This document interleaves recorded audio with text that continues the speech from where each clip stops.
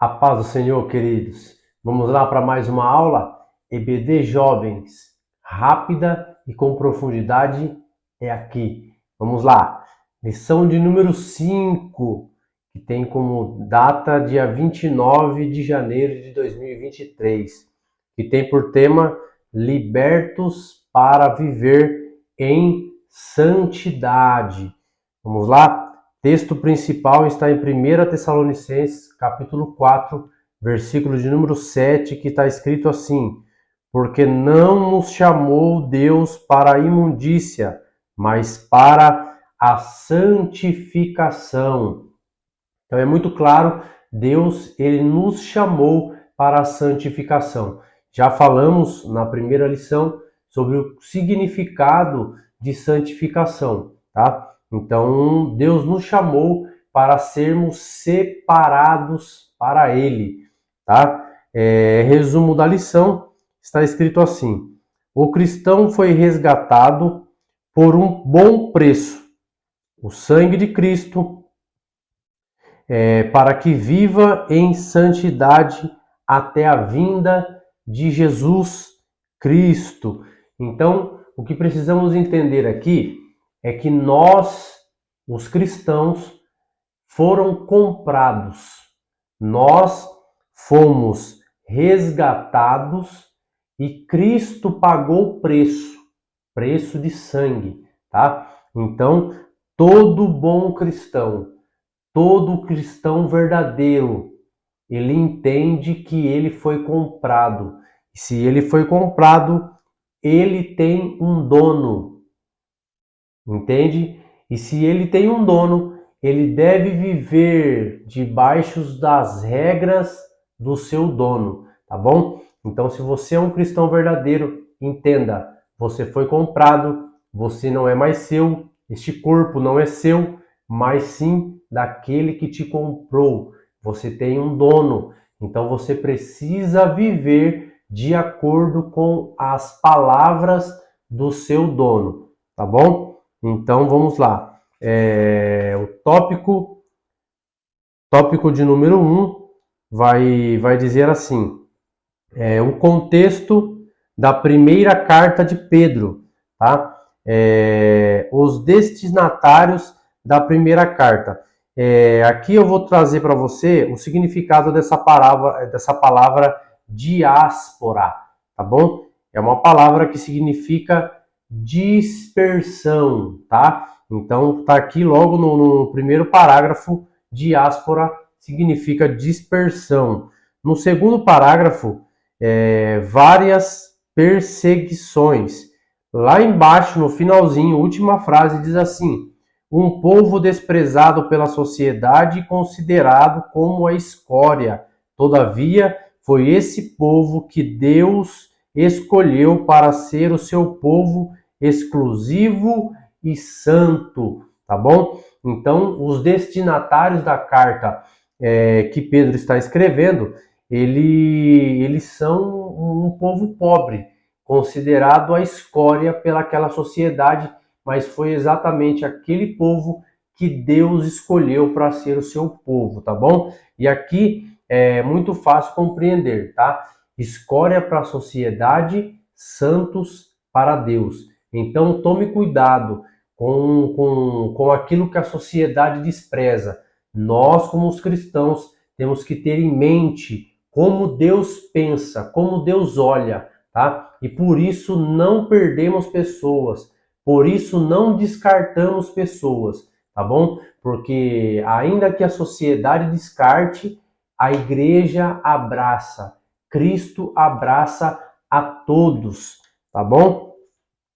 No terceiro negrito diz o sofrimento.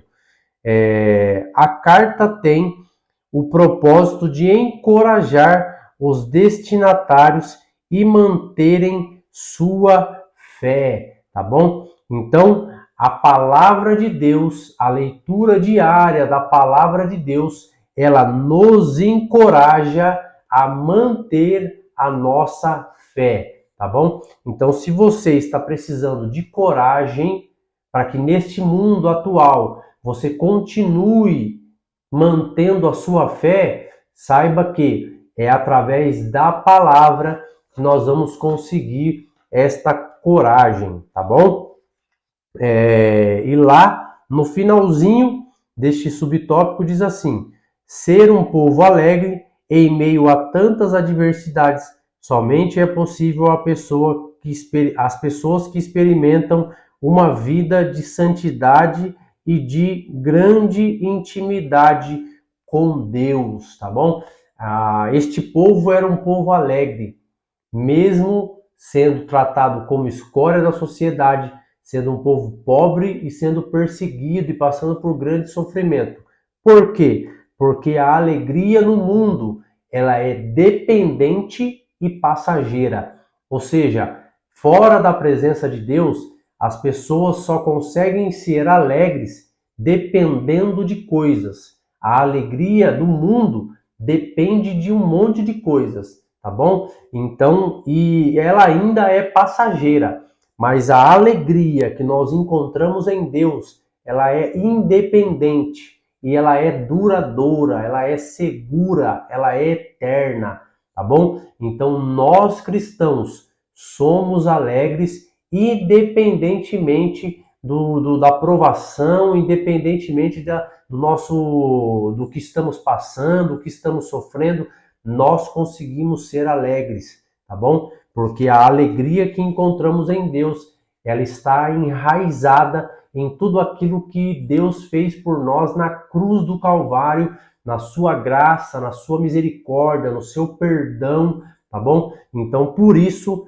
nós somos alegres, porque sabemos que aqui tudo é passageiro, a vida aqui é passageira, mas nós temos uma promessa de viver eternamente com o Senhor. Por isso, somos alegres. Segundo tópico diz assim: a santificação recebida na justificação deve ser mantida, tá bom? Primeiro subtópico, uma santidade que traz esperança.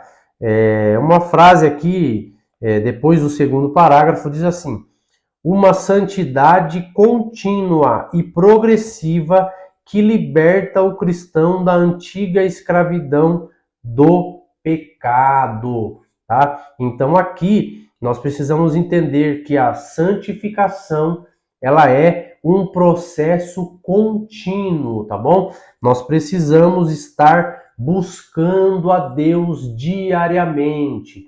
Não é fácil, não é da noite para o dia, tá? Nós precisamos estar lendo a Bíblia diariamente, orando diariamente, para que nós, pouco a pouco, vamos nos santificando cada dia mais, tá bom?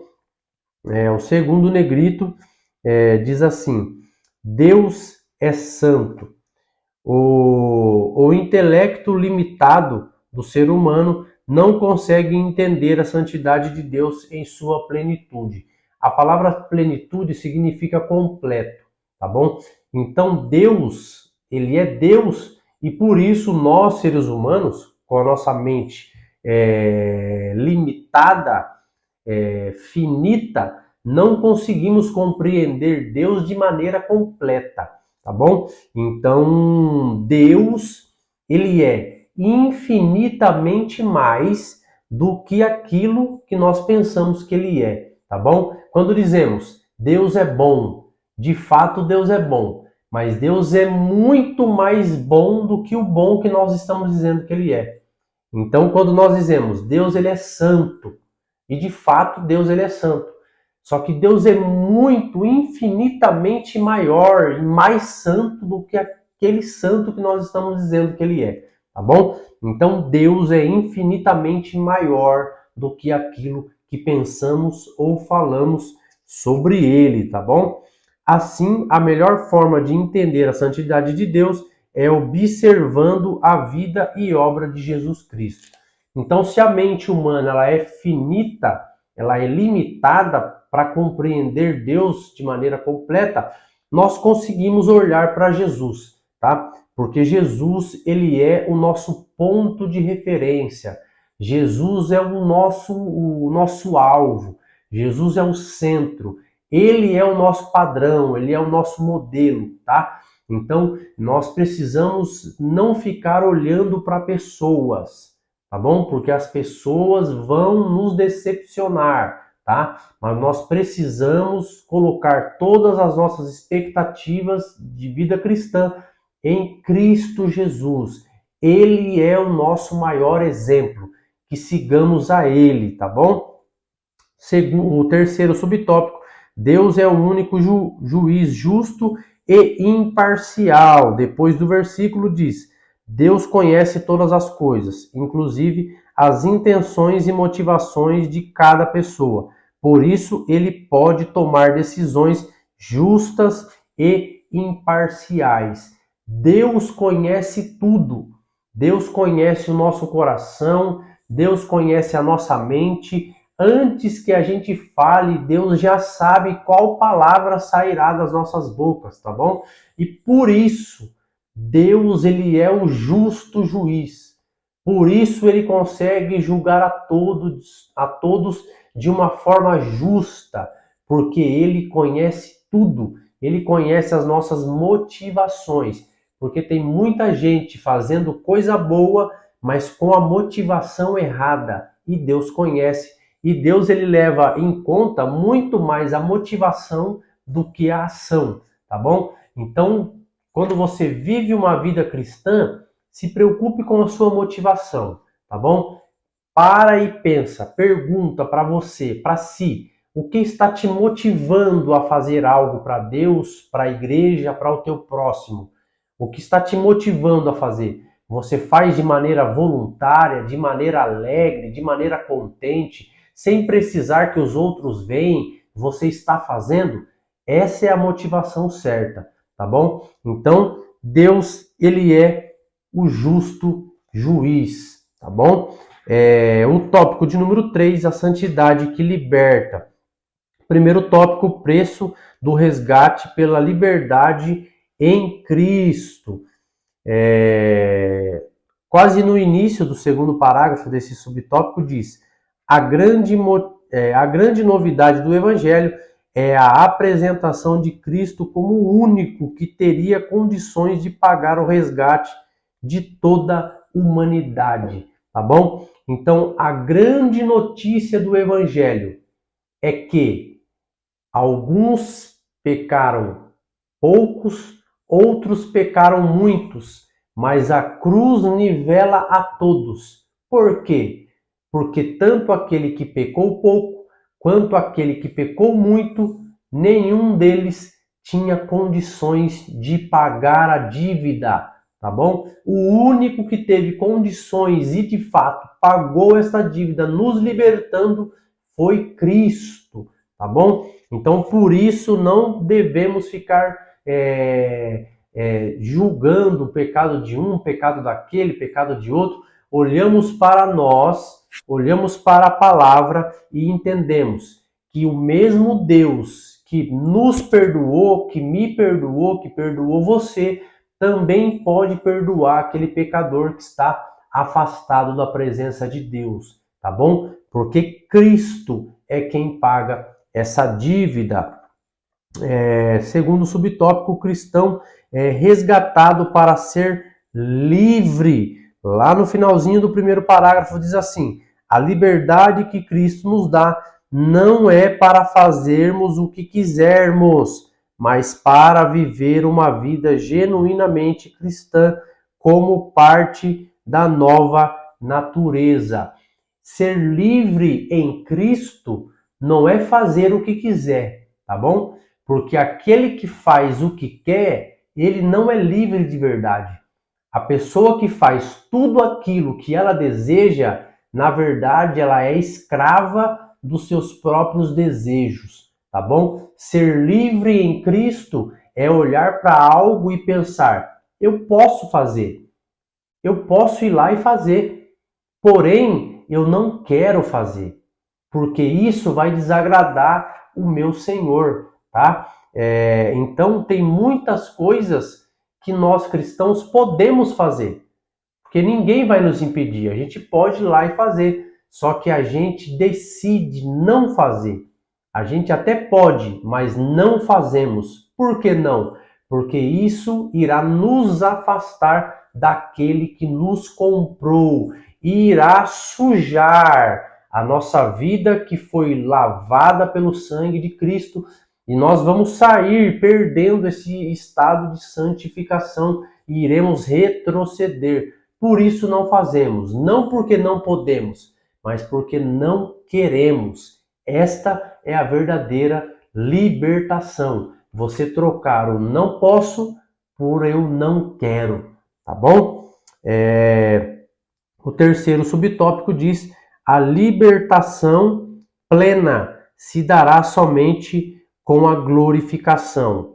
O último parágrafo diz: uma vez justificado e participante do processo da santificação, o cristão já está no caminho da vida eterna com Deus. Por isso, a insistência do autor em exortar aquele povo sofrido a fim de manter a santidade adquirida na sua justificação e regeneração, com liberdade em Cristo, reconhecendo o valor do resgate de suas almas. Deixa eu te dizer uma coisa, aqui tudo vai passar.